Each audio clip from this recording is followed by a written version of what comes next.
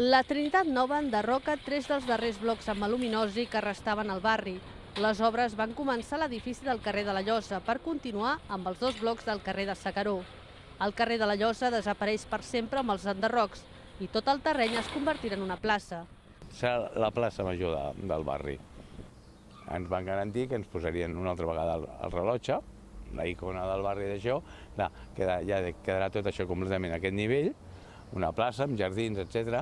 I el que era el carrer Llosa anirà per aquí darrere, per anar a sortir aquí al carrer Platja d'Aro, perquè es pugui empalmar amb les rondes i de més. A la plaça es construirà una torre amb un rellotge que recordarà la històrica icona del barri, enderrocada fa tot just 5 anys. A més, s'hi edificaran 2 blocs d'habitatges de protecció oficial.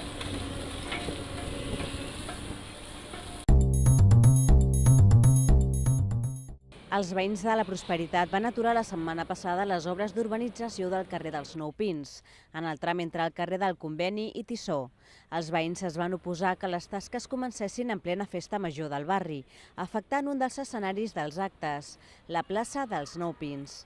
A més, els comerciants de la plaça no estan d'acord amb el projecte d'urbanització del carrer, que preveu ampliar les voreres també en aquest tram. El que es vol també és doblar el tamany de vorera, quan ja hi ha un bon tamany després de la millora que es va fer fa 3 anys, eliminar tot l'aparcament que hi ha, de motos, càrrega i descàrrega, i el pitjor és que es fa en estiu, ens obliga a tancar les portes del comerç, no al meu, sinó de tots, amb la conseqüent problemàtica de les altes temperatures. Segons els comerciants, la vorera, renovada fa només 3 anys, ja és prou ampla. Veïns i comerciants han demanat a l'Ajuntament que revisi el projecte d'urbanització del carrer i la plaça.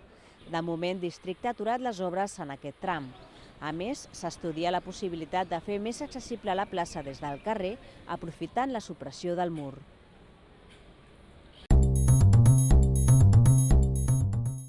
L'Associació de Veïns de Verdum ha estrenat les noves instal·lacions ubicades al carrer de Robert Robert, número 2.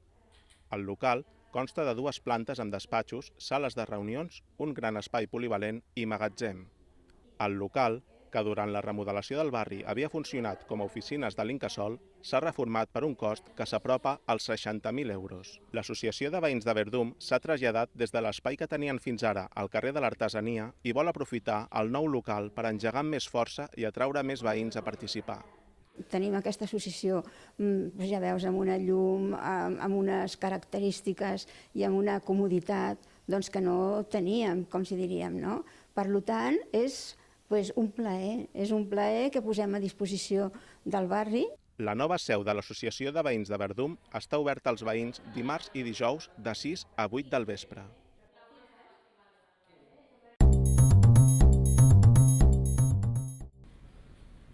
La Maria Navarro encara guarda la banda de Miss Roquetes que va rebre quan tenia 19 anys. Va ser l'any 53, quan dins l'embalat de festa major s'escollien les noies més maques o populars. Era la festa major i feien un ball i vam anar a ballar. I llavors un amic del meu pare ve allà i em diu, t'he posat el número. I llavors em van triar a mi, i vaig sortir la Miss. Llavors miraven poder més el físic, em penso, A mi m'agrada més ara que diuen, mira, aquesta pubilla ha estudiat això, fa això, no sé. La bellesa passa i l'altre queda. La Maria era una noia molt coneguda al barri perquè el seu pare era el president del cor de l'Ideal d'en Clavé i participaven en moltes de les activitats de la parròquia de Santa Engràcia. Reconeix que les dones de la seva generació no van tenir gaires facilitats per dedicar-se a fer altres coses a banda de tenir cura de la llar i la família. Tot i això, finalment ha aconseguit fer el que li agrada.